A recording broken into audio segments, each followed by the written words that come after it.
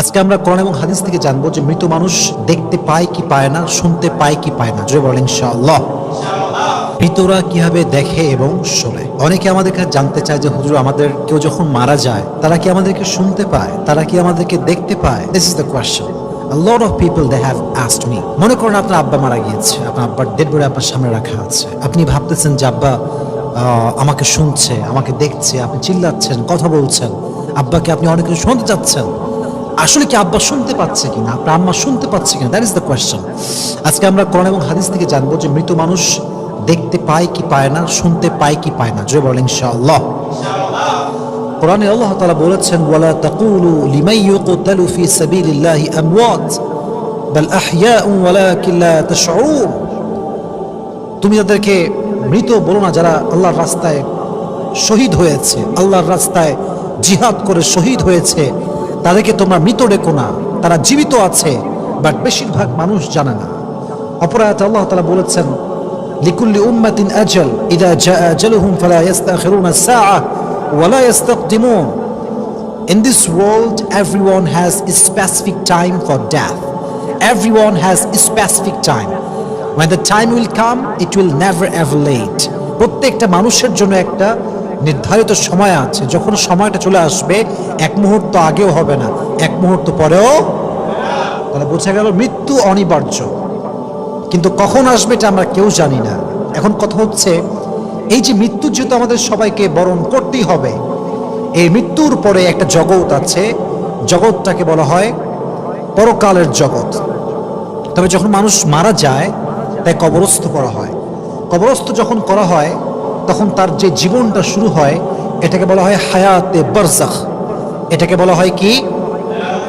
হায়াতে বারজাখ। তবে মানুষ যখনই মারা যায়, এখনই আমি মারা গেলাম, এখনই আমার বাবা মারা গেল, আপনারা মারা গেল, মাথা রাখবেন, মানুষ মৃত্যুর সঙ্গে সঙ্গে যেমন তার চক্ষু এটা বন্ধ হয়ে যায়, তার চোখ আর দেখতে পায় না, তার পা আর চলতে পারে না, তার হাত আর কোনো কাজ করতে পারে না, পুরো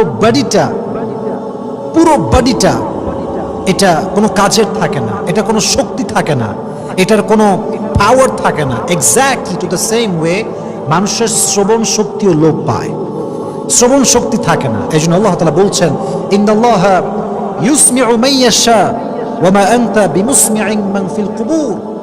আল্লাহ যাকে চান তাকে শোনার শক্তি দান করেন, আর নবী হে আপনি কবরস্থ মানুষদেরকে শোনাতে পারবেন না। তার মানে বোঝা গেল মানুষ মৃত্যুর পরে শুনতে পায়।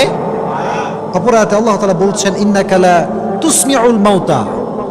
মৃত মানুষ শুনতে পায় না, মৃত মানুষের শ্রবণ শক্তি থাকে না, তাকে মানুষ যত কথাই বলুক না কেন সে কিছু শুনতে পায় না। তবে আমি আগে একটা কথা বলেছিলাম, আমরা যখন মারা যাব আমাদের মৃত্যুর পরে আরেকটা জগৎ হবে, এবং যখন কিয়ামতের যেই সাউন্ডটা আছে, the day of Qari'ah, the day of resurrection, the day of accountability, কিয়ামতের দিন যখন ইসরাফিল তার সিংহায় ফু দিবে, আমরা যখন আবার উঠে যাবো, এটা হচ্ছে আমাদের জন্য একটা বিশাল বড় জগৎ, লম্বা জগৎ, যে জগতের কোনো শেষ নাই। আমরা যখন মারা যাচ্ছি আমাদের বডিকে রাখা হচ্ছে কবরস্থানে। এই যে আমাদের কবরস্থানের জীবনটা এবং মৃত্যুর পরে আবার জীবিত হয়ে আল্লাহর সামনে দাঁড়ানোর আগ মুহূর্ত, এই যে জীবনটা আমরা পার করব, এটাকে বলা হয় হায়াতে বারজাখ। বারজাখ মানে হচ্ছে বাধা, অন্তরায়। এটা এই জীবনে যখন মানুষ কবরে থাকে, হাদিসে এসেছে যখন কবরের পাশ দিয়ে কেউ হেঁটে যায় এবং সে যদি তার পূর্ব পরিচিত হয়, যখন সে তাকে সালাম পেশ করে, তার সালামের জবাব সে কবর থেকে দেয়। সুবহানাল্লাহ পড়েন। আপনার আব্বা মারা গিয়েছে, কবরস্থ, আপনি বাবার কবরের সামনে যাচ্ছেন, বললেন আব্বা জান আসসালামু আলাইকুম, আপনার আব্বা সে সালামটা শুনতেও পায় এবং জবাবও দেয়। সুবহানাল্লাহ পড়েন। আর এক হাদিসে এসেছে যখন কোনো মানুষ কবর থেকে কবরের পাশ দিয়ে হেঁটে যায় আর কবরের মুর্দা তার পরিচিত মানুষ হয়, পূর্ব পরিচিত হয়, যখন সে তাকে সালাম পেশ করে, আল্লাহ তাআলা সঙ্গে সঙ্গে তার রুহুটাকে কবরে ফিরিয়ে দেয়, ফলে সে শুনতে পায় এবং শুনে সে সালামের জবাবও দান করে। সুবহানাল্লাহ পড়েন। এই হাদিসের ব্যাখ্যায় এসেছে আল্লাহ তাআলা হচ্ছেন কাদেরে মুতলাক, সর্বশক্তিমান তিনি, যা চায় তাই করতে পারে, যা চান তাই করেন। তিনি কে? যেমন আল্লাহ তাআলা বলেছেন, তাবারাকাল্লাযী বিয়াদিহিল মুলক ওয়া হুয়া আলা কুল্লি শাইইন কাদির।